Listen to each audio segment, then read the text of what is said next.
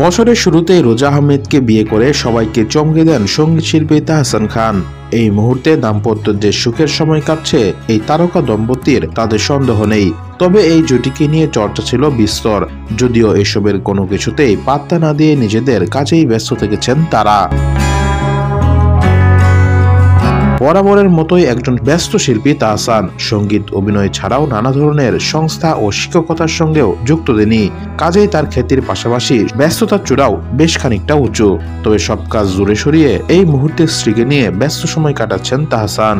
যদিও স্ত্রী রোজাকে নিয়ে এক হানিমুন ছাড়া তেমন একটা বাইরে ঘুরতে দেখা যায়নি তাহসানকে।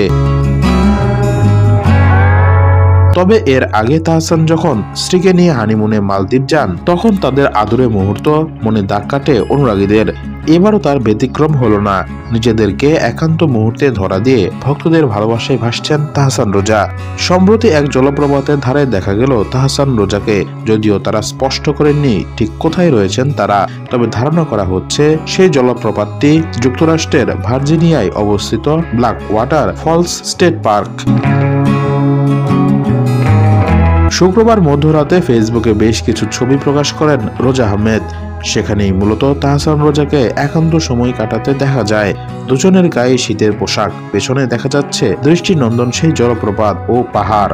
জলপ্রপাতের কাছে যাওয়ার জন্য রয়েছে একটি করিডোর, আর সেখানে দাঁড়িয়ে নানা ভঙ্গিতে পোজ দিতে দেখা যায় তাহসান রোজাকে।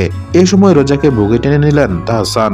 সেই আদরের মুহূর্ত ক্যামেরা বন্দী করলেন নিজের ফোনে। সেই আনন্দের মুহূর্ত ভাগ করে রোজা লেখেন, শান্তিপূর্ণ পলায়ন যেন স্বর্গীয় সুখ। আর পোস্টটি শেয়ার করার সঙ্গেই তাদের অনুরাগীরা নানা প্রতিক্রিয়া জানাতে থাকেন। সঙ্গে মন্তব্য করেও ভালোবাসা ভরিয়ে দেন নেটিজেনরা।